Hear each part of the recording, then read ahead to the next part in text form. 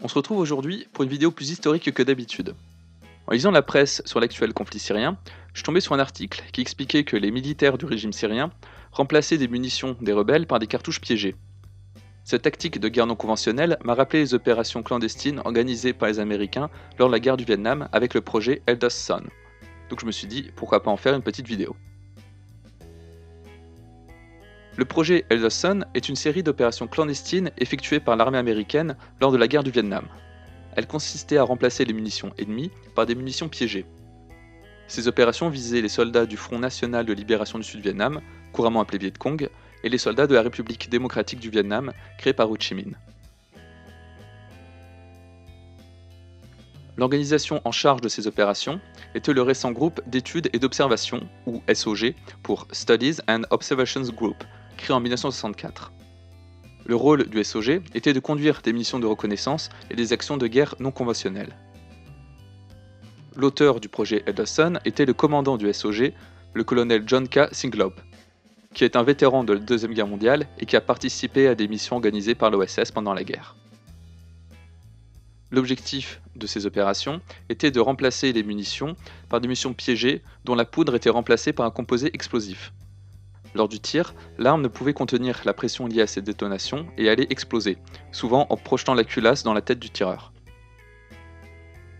Le projet Eldest Son n'avait pas pour but de tuer un maximum de soldats, mais de les démoraliser. Ainsi, les soldats n'avaient plus confiance dans leurs munitions qui étaient fabriquées en Chine. Les soldats américains ne déposaient que quelques munitions piégées afin que les soldats vietnamiens ne découvrent pas la supercherie.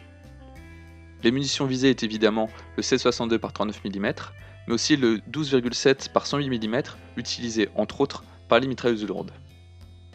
Les munitions de mortier ont aussi été sabotées. Elles étaient remplacées par des munitions qui explosaient directement lors du tir, détruisant ainsi le mortier et ses opérateurs.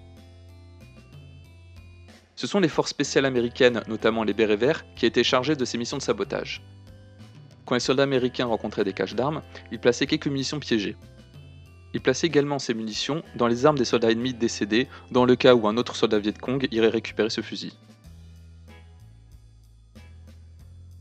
Pour rendre encore plus crédible l'histoire des munitions chinoises défectueuses, l'armée américaine a fait circuler des messages radio à destination de ses propres troupes pour les avertir de ne pas capturer les armes ennemies à cause du manque de fiabilité des cartouches chinoises.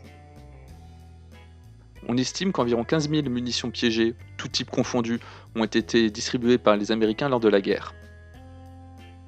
En 1969, les médias américains ont eu vent de ces opérations clandestines, ce qui mettra évidemment un terme au projet Eldest Son. J'espère que cette vidéo historique n'aura pas été trop barbante. On se retrouve normalement la semaine prochaine pour une vidéo un peu plus classique. Si ce nouveau format vous a plu, dites-le dans les commentaires, comme ça je pourrai en refaire de temps en temps.